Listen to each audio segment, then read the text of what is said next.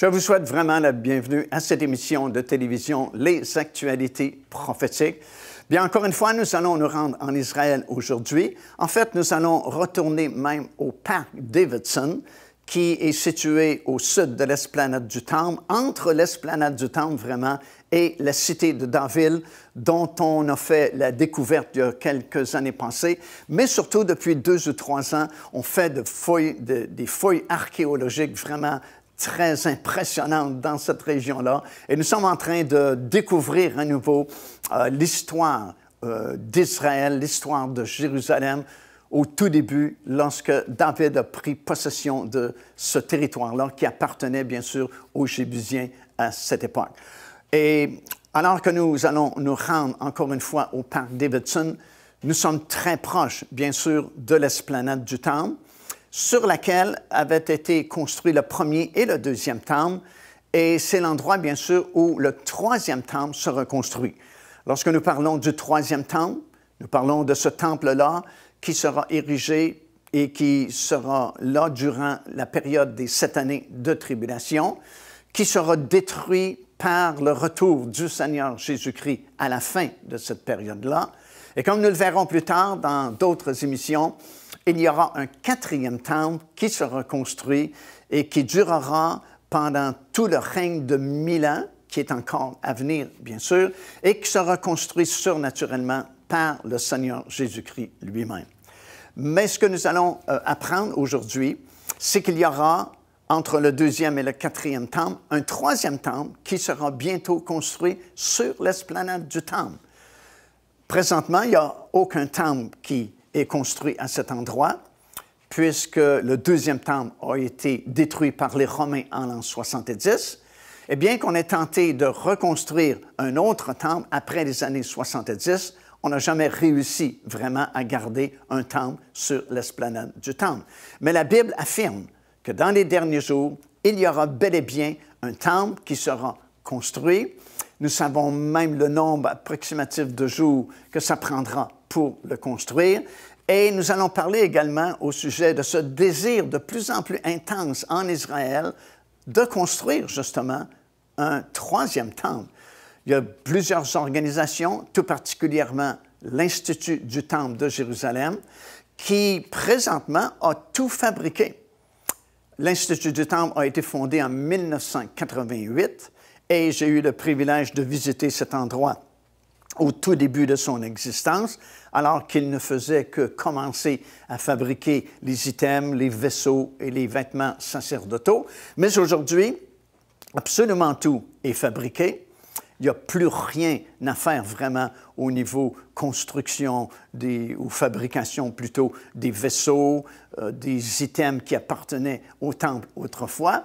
Et non seulement cela, mais il y a beaucoup de pression qui est appliquée par les gens de l'Institut du Temple afin de provoquer ce qu'on appelle le statu quo, c'est-à-dire qu'en 1967, lorsqu'Israël a reconquéri ce territoire-là, ils ont fait des négociations et ils se sont entendus qu'aucun juif et même non-juif ne pouvait prier sur l'esplanade du Temple, uniquement les musulmans.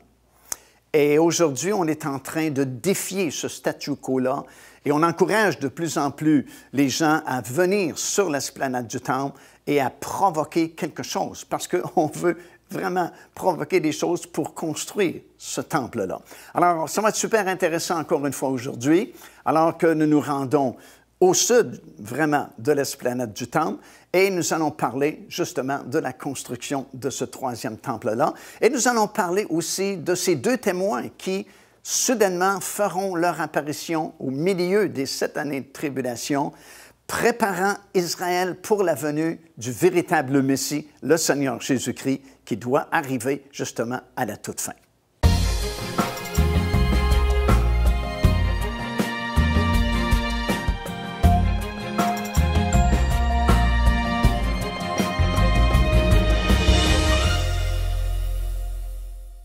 Alors, je me trouve au sud de l'esplanade du Temple, en plein milieu des bains rituels. Et juste au sommet des bains rituels, ce sont les marches qui donnaient accès à l'esplanade du Temple et au Temple lui-même autrefois. Et c'est dans ces bains rituels que peut-être Pierre a baptisé les 3000 nouveaux convertis après la venue du Saint-Esprit, vous savez, sur les 120 disciples dans la chambre haute. Pierre est sorti de la chambre haute et a annoncé, a prêché le premier message de l'Église du Seigneur Jésus-Christ. Et puis, la Bible dit que des milliers de personnes étaient venues, bien sûr, à Jérusalem parce que c'était la fête de la Pentecôte. Et à l'occasion des 3 grandes fêtes juives, la fête de la Pâque, la fête de la Pentecôte et la fête des Tabernacles, tous les mâles, tous les Juifs mâles de toutes les régions en Israël devaient monter à Jérusalem pour célébrer justement ces 3 grandes fêtes.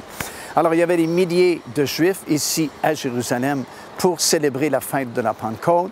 Lorsque le Saint-Esprit est descendu sur les 120 disciples, ils ont tous été baptisés justement du Saint-Esprit et se sont mis à parler en d'autres langues selon que l'Esprit leur donnait de s'exprimer. Et c'est la raison pour laquelle beaucoup de personnes ont compris les langues qui étaient parlées par les disciples qui venaient d'être baptisés du Saint-Esprit, parce qu'évidemment, lorsque nous recevons le baptême du Saint-Esprit, le premier signe, le signe initial, c'est que nous avons ce pouvoir-là de parler dans une langue que nous ne connaissons pas, une langue qui nous est inconnue. Mais pour les personnes qui étaient ici de différentes nations, différents pays, tous les Juifs étaient montés à Jérusalem pour la fête de la Pentecôte, bien plusieurs parmi eux ont reconnu leur propre langue, alors que les disciples glorifiaient le Seigneur dans ces langues nouvelles qu'ils venaient de recevoir parce qu'ils avaient été baptisés du Saint-Esprit. Et la Bible dit qu'ils eurent le cœur vivement touché, parce que Pierre, comme je mentionné, a prêché le premier message de l'Église. Et la Bible dit qu'ils eurent le cœur vivement touché. Et ils ont fait cette question à l'apôtre Pierre. Ils ont dit, que devons-nous faire maintenant? Et c'est vraiment la plus belle question qu'un prédicateur peut entendre après avoir prêché la parole de Dieu. Que devons-nous faire maintenant? Et Pierre va établir la fondation vraiment de toute vie chrétienne. Il va leur dire, premièrement, repentez-vous. Deuxièmement, soyez baptisés dans l'eau. Et troisièmement, recevez vous aussi le Saint-Esprit. La promesse est pour vous, dit-il, pour vos enfants, génération suivante, et pour tous ceux et en aussi grand nombre que le Seigneur en appellera. Alors, le baptême du Saint-Esprit n'était pas uniquement pour les 120 disciples dans la chambre haute à Jérusalem, mais Pierre nous dit bien que le baptême du Saint-Esprit, c'est pour tous ceux et celles qui accepteront le Seigneur Jésus-Christ, non seulement les gens de la génération de Pierre, mais, a-t-il dit, vos enfants, donc c'est la génération suivante, mais plus que ça, il a ajouté, et en aussi grand nombre que le Seigneur en appellera. Alors, si vous avez été appelé au salut, si vous connaissez le Seigneur Jésus-Christ comme votre Seigneur et Sauveur personnel, bien, vous êtes un candidat pour recevoir le baptême du Saint-Esprit. Et vraiment, ça, c'est la fondation de toute vie chrétienne. La repentance, le baptême d'eau et le baptême du Saint-Esprit. Et remarquez qu'au tout début, dans l'Église primitive, si vous relisez attentivement le livre des Actes des Apôtres, qui raconte un peu les exploits des premiers chrétiens, les chrétiens de la première génération, les gens étaient sauvés, baptisés dans l'eau et baptisés du Saint-Esprit pratiquement en même temps. Immédiatement, ils acceptaient le Seigneur, ils se faisaient baptiser dans l'eau et ils recevaient facilement le baptême du Saint-Esprit. Pourquoi est-ce que c'est plus compliqué aujourd'hui? Bien, parce qu'avec le temps, on s'est éloigné de la simplicité de la parole de Dieu. On a créé nos propres croyances, nos propres dénominations. Et souvent, malheureusement, on a prêché contre le baptême du Saint-Esprit. Et évidemment, la foi vient de ce qu'on entend, et ce qu'on entend vient de la parole de Christ. Alors, si nous n'entendons pas prêcher au sujet du baptême du Saint-Esprit, bien, c'est plus difficile de le recevoir, parce que justement, la foi vient de ce qu'on entend, et ce qu'on entend vient de la parole de Christ. Alors, il y a eu 3000 personnes qui ont donné leur vie au Seigneur Jésus-Christ à la suite de ce premier message de l'apôtre Pierre. Et c'est peut-être possible que, parce qu'ils ont été baptisés dans l'eau immédiatement après, et c'est peut-être possible qu'ils ont été baptisés justement ici, dans ces bains rituels qui se trouvent derrière moi. Ou autre possibilité, tout près de la source du Guillon, qui est dans la vallée du Cédron, tout près d'ici, de toute façon. Alors, c'est une possibilité que ces âmes-là nouvelles, qui ont accepté le Seigneur Jésus-Christ à la suite de la prédication du message de Pierre, ait été baptisé justement ici. Alors voilà, ce sont les bains rituels que les gens, dans lesquels les gens se plongeaient avant de gravir ces marches et de pénétrer à l'intérieur par les 3 grandes portes que vous voyez peut-être sur le mur qui est à ma gauche ici, qui donnaient accès à la plateforme de l'esplanade du temple sur laquelle était situé le premier, puis bien sûr le deuxième temple qui a été détruit en l'an 70 par l'armée romaine qui a envahi ici la ville de Jérusalem. Et puis, ils n'avaient pas l'intention de détruire le temple parce que c'était vraiment une très belle construction. Et puis, même les généraux romains avaient un certain respect pour le temple ici à Jérusalem. Mais dit-on, c'est de façon accidentelle que le feu a pris à l'intérieur du temple. Et puis, parce qu'il y avait beaucoup de boiseries, il y avait beaucoup de draperies, le feu s'est propagé tellement rapidement que le temple a été complètement brûlé.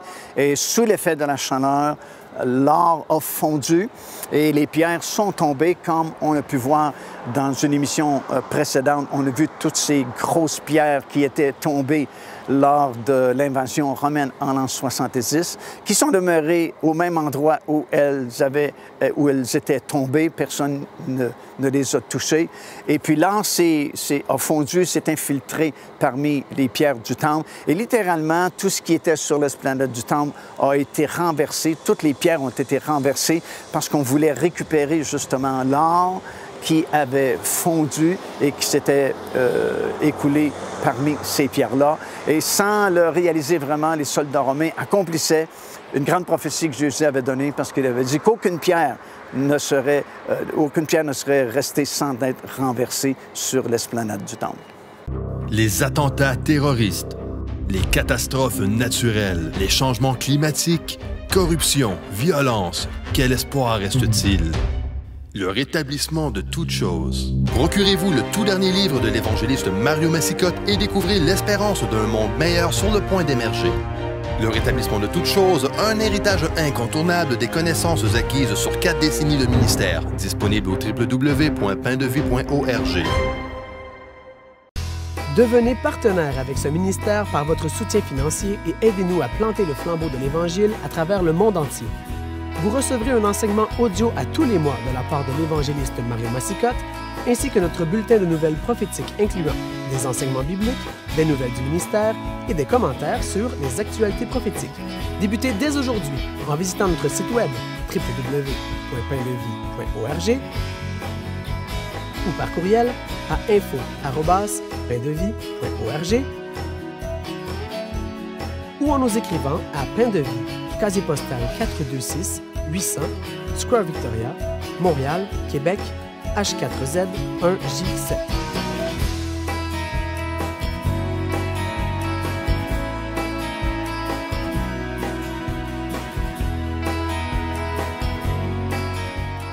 Puis nous arrivons au 11e chapitre du livre de l'Apocalypse et dans les 2 premiers versets, il y a un ange qui apparaît à Jean et lui demande d'aller mesurer le temple, mais dit-il, ne mesure pas le parvis extérieur du temple parce qu'il est laissé aux nations qui le fouleront à leurs pieds pendant 42 mois ou 3 années et demie, selon les années bibliques de 360 jours par année.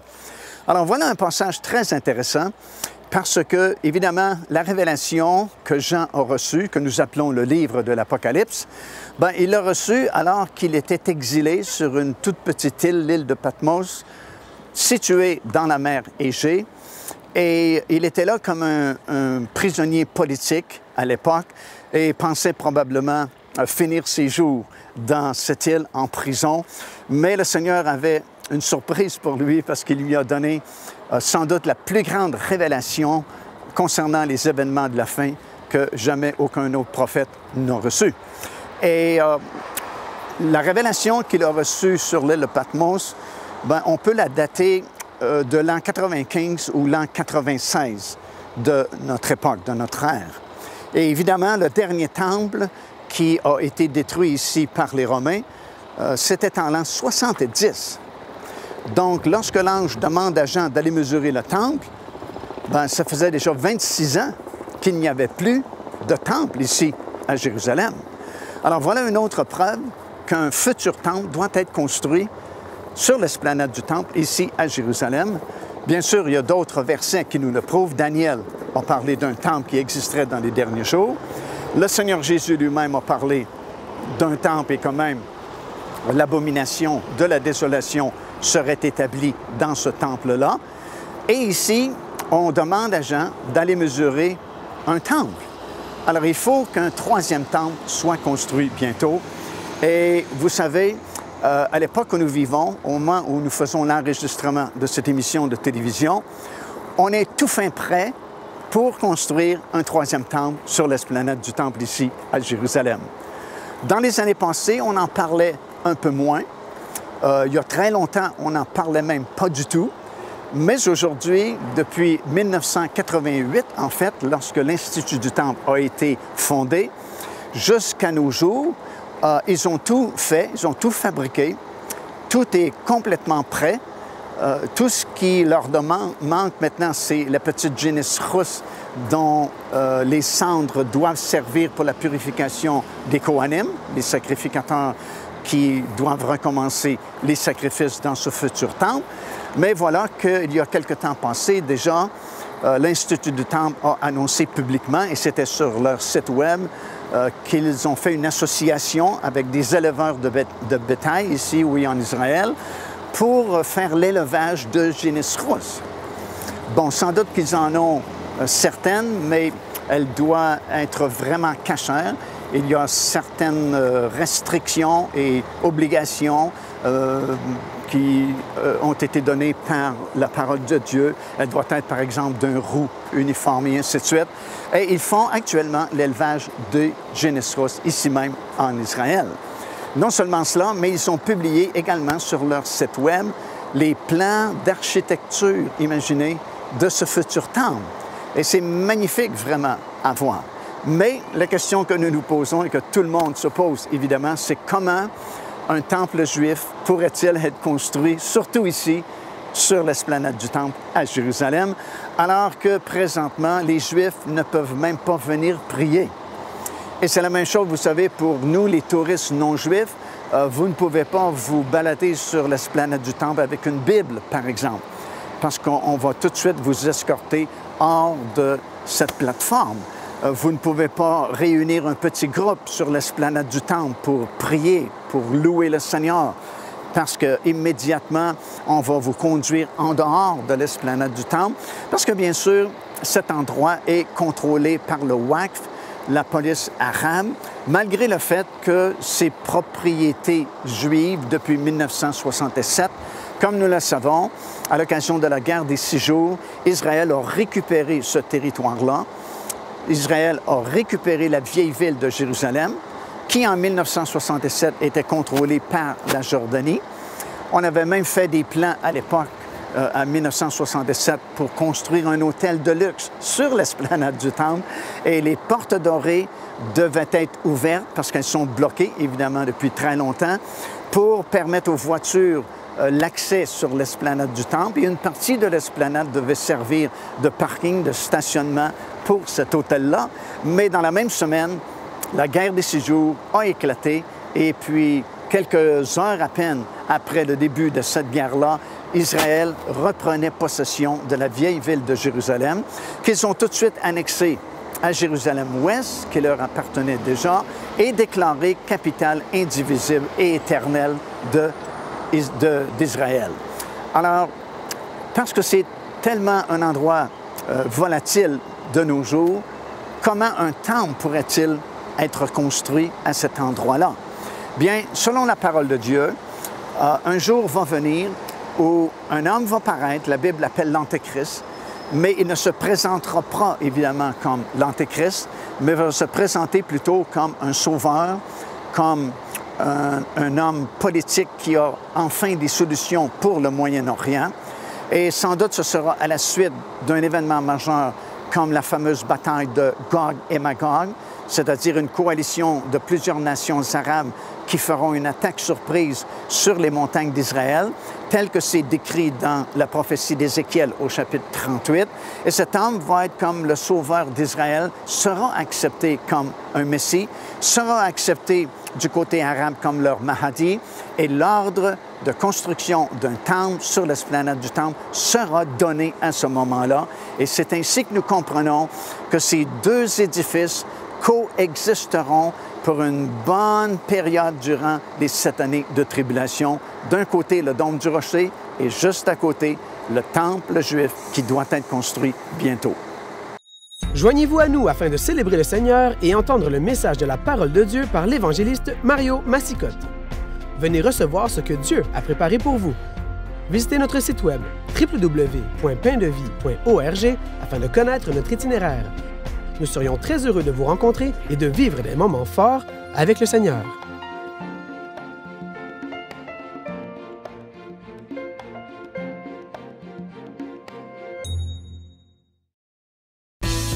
Procurez-vous cet enseignement disponible dès maintenant sur notre site web au www.paindevie.org. En visitant notre boutique web, vous pourrez commander ou même télécharger les enseignements. Vous trouverez aussi plusieurs autres produits contenant des centaines de sujets pour votre édification. Alors, non seulement nous savons qu'un troisième temple sera construit à cause de ce passage-là des Écritures, mais en plus, on demande à Jean d'aller mesurer ce temple-là et ceux qui y adorent. Et la raison pour laquelle ce troisième temple est mesuré à ce moment ici, c'est qu'il y a une partie qui est laissée à Israël et une autre partie de l'esplanade du temple qui est laissée aux nations. Parce que l'ange a bien dit de mesurer le temple, mais de ne pas mesurer le parvis extérieur du temple. Bien, nous croyons que le premier et le deuxième temple avaient été construits au nord du dôme du rocher, direction est-ouest. La montagne des Oliviers étant à l'est, si vous vous tenez, par exemple, debout sur le sommet de la montagne des Oliviers, bien, vous avez cet espace vide qui existe au nord du dôme du rocher, sur l'esplanade du temple. Et le temple ayant été construit, le premier et le deuxième, dans cette direction-là, est-ouest, bien, le troisième temple peut être construit également au même endroit, dans le même axe, est-ouest, c'est-à-dire que les portes dorées font face à la montagne des Oliviers et le temple est construit à partir de l'autre côté de la porte dorée jusqu'à l'ouest totalement. Et si c'est le cas, le parvis extérieur, il est à votre gauche. Donc, l'ange va bien dire à Jean de mesurer le temple lui-même, construit à la droite de la montagne, mais du côté gauche, le parvis extérieur, ne le mesure pas parce qu'il est laissé aux nations qui le fouleront à leurs pieds pendant la deuxième partie des 7 années de tribulation. Alors voilà pourquoi il est fort possible que ces deux édifices coexistent pour une période durant ces 7 années de tribulation. D'un côté, le troisième temple, le temple juif, et le dôme du rocher tel qu'il existe aujourd'hui. Et si bien que vous allez avoir deux édifices qui vont être un à côté de l'autre pour une bonne partie des 7 années de tribulation. Il est mesuré aussi parce que c'est un jugement, puisque ce temple sera profané par l'Antéchrist lui-même, qui se proclamera Dieu, s'assoyant dans le lieu très saint. Et c'est pourquoi on le mesure, parce qu'il y aura un jugement qui sera prononcé sur ce temple-là. Par exemple, la nouvelle Jérusalem, qui va descendre des nouveaux cieux après le règne de 1000 ans, elle sera mesurée, elle aussi, mais là, c'est avec une verge d'or qu'elle sera mesurée parce que c'est un temps de grande bénédiction à ce moment-là, bien sûr. Puis ça nous conduit aux deux témoins qui vont faire leur apparition à ce moment-là et qui vont faire leur ministère jusqu'à la fin des 7 années de tribulation, alors que l'Antéchrist les tuera et laissera leurs cadavres. Ils n'auront pas de sépulture, mais il laissera leurs cadavres sur la place publique. La place publique, c'est une expression hébraïque ancienne qui signifie de l'autre côté de la porte dorée, le portique qui est là, de l'autre côté de la porte dorée, afin que tout le monde puisse les voir pendant 3 jours et demi. Et après cette période de temps, il y a un esprit qui parle, qui dit « monte ici ». Et les deux personnages que nous croyons être Élie et Enoch vont reprendre vie et à la vue de milliers et de millions de personnes à cause des transmissions de satellites et ainsi de suite, pourront les voir monter directement dans le ciel et les gens seront saisis à ce moment-là d'une grande frayeur. Et ces deux hommes auront fait leur ministère surtout envers Israël pour préparer leur cœur pour la venue du véritable Messie qui va se pointer à la fin des 3 années et demie, la deuxième partie des 7 années de tribulation. Puis ça nous conduit à la 7e trompette, qui en fait est le 3e malheur d'une série de 3 malheurs. Et là, il y a plusieurs événements qui vont se produire rapidement. Tout d'abord, il y a une guerre qui éclate dans le ciel entre Michel et Satan lui-même et ses démons. Et ses anges et ses démons sont expulsés du ciel et lui-même est expulsé du ciel. Et son rayon d'action maintenant est limité à la planète Terre. Et c'est pourquoi dans le livre de l'Apocalypse, ça dit « Malheur à vous, habitants de la terre, parce que le diable est descendu chez vous avec une grande rage, parce qu'il ne lui reste que très peu de temps avant qu'il soit emprisonné pour une période de 1000 ans et finalement être jeté dans l'étang ardent de feu pour l'éternité après. » Alors, il y a l'expulsion de Satan, de ses démons, de ses anges. Il y a l'émergence, justement, de cet antéchrist à titre de gouvernement mondial. Et il y a l'émergence également de ce deuxième triste personnage qu'on appelle le faux prophète, qui sera à la tête de la Babylone religieuse de cette époque-là, c'est-à-dire une amalgamation de toutes les religions du monde. C'est comme la renaissance, si vous voulez, de l'ancienne Babylone que nous avons dans la Bible à l'époque de Nimrod. Et puis, c'est à ce moment-là qu'une partie d'Israël, ceux qui auront du discernement spirituel, pourront fuir la ville et s'enfuir dans le territoire d'Édom, où il y a une ville de refuge qui a été préparée pour eux. Et ce sera suivi de l'enlèvement de ces 144 000 Juifs dont nous avons parlé précédemment, qui ont été scellés, 12 000, vous vous souvenez, de chacune des 12 tribus d'Israël. Bien, c'est à ce moment-là, au milieu de cette année de tribulation, qu'ils seront enlevés au ciel et nous les verrons sur la montagne de Sion, là-haut dans le ciel, dans le 14e chapitre. Ici l'évangéliste Mario Massicotte qui vous invite à vous inscrire à notre lettre de nouvelles électronique. Et pour ce faire, il suffit de visiter notre site web au www.paindevie.org et tout en haut à la droite de votre écran, vous allez voir cet onglet sur lequel vous cliquez et vous vous inscrivez tout simplement. Ça vous permettra de recevoir des nouvelles du ministère de Pain de Vie et en même temps recevoir le bon enseignement de la parole de Dieu. Faites-le donc aujourd'hui même.